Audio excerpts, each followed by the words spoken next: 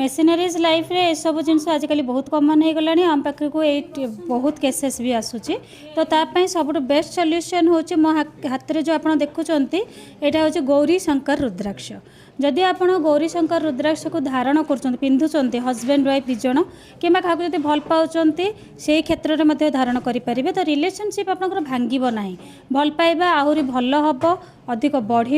आ परस्पर भितर रिलेशनशिपटा better betterment आड़ को जीव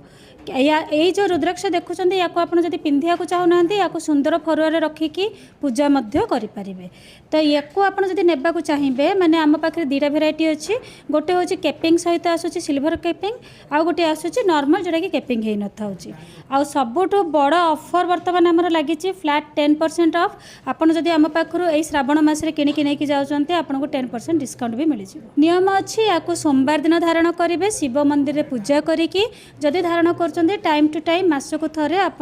शिव मंदिर पादुका जल आणिकी से वाश करके धारण करेंगे।